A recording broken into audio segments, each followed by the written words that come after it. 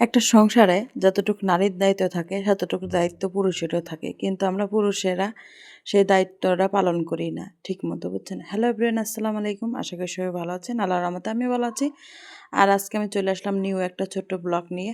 আশা করি যদি মানুষের একটু সময় থাকে তাহলে আমার ভিডিওটা পুরোটাই দেখবেন। আর আমি সকালবেলা ঘুম থেকে উঠে কি করি সেটা দেখাচ্ছি। আর আমার বাচ্চারা বিছানার উপরে, মনে করেন প্রত্যেকটা জিনিস ওরা বিছানার উপরে রেখে দেয়, খাটের উপরে। একটা খাট পরিষ্কার করতে আমার অনেকটা সময় লাগে।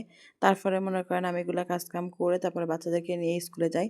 আর সকালবেলা সারাদিন কি করি সেটাই আপনাদের সাথে শেয়ার করব। আর কি জন্য এই কথা বললাম জানেন, মানে একটা সংসারে কি কম কাজ থাকে? মেয়েদের মনে হয় কি, একটা ছেলেরা বোঝে না যে মেয়েদের কতটা কাজ থাকে। ছেলেরা মনে করে যে সারাদিন বাসায় বসে থেকে আর কি করে। দেখেন, এক একটা সংসার এক এক রকমের কাজ থাকে। আমি যেমন সারাদিন এই দুটো বাচ্চা কাচ্চা নিয়ে সারাদিন এইগুলো কাজ করি, তারপরেও হাজব্যান্ড বাসায় এসে বলে যে কী কাজ করি। দেখেন, যে একটা ঘরে কিন্তু ছোট হলেও কিন্তু তার ঘরে কিন্তু কম জিনিস থাকে না, আর কম কিছু করা লাগে না। আর আমার দুইটা ছেলে এতটা দুষ্টামি করে সারাদিন, কি করব আর বলার কিছু নাই। আর এই জালি কুমড়োটা দেখছেন, একটা ভাবি আমাকে দিয়েছে। জালি কুমড়োটা আমরা মাছ দিয়ে রান্না করে খাবো। আর যেদিন রান্না করবো সেদিন আপনাদের সাথে শেয়ার করবো অবশ্যই। তারপরে এখানে আমি ঝাড়ুগুলো শেষ, মানে ঝাড়ু দিতেছি বাসা, কিন্তু আমি একটা রুমই দেখাইতেছি, আরগুলো দেখাই নাই। আর এই যে দেখেছেন আমার ছেলে মোজা কোথায় রাখে, স্কুল থেকে আসার পরে মোজাগুলো খুলে আপনার খাটের নিচে এইখানে ওইখানে রেখে দেয়। একটা ঝাড়ু দিতে লাগলেও মনে করেন এটা ওটা ওটা ওটা করতে করতে আমার সময় চলে যায়। আর কি জন্য কথা বললাম, ছেলেদের কোনো ইয়ে নাই। ছেলেরা মনে করে বাজার সদাই নিয়ে এসে দিয়েছি, তারপর রান্না বান্নার দায়িত্ব সব কিছু।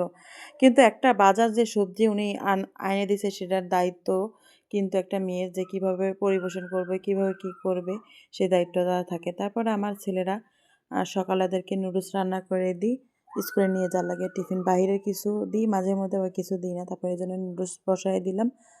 আর অবশ্যই ভিডিওর মাধ্যমে বলতাছি যে আপনারা কে কোথায় থেকে আমার ভিডিওটা দেখছেন, অবশ্যই কমেন্টে জানাবেন।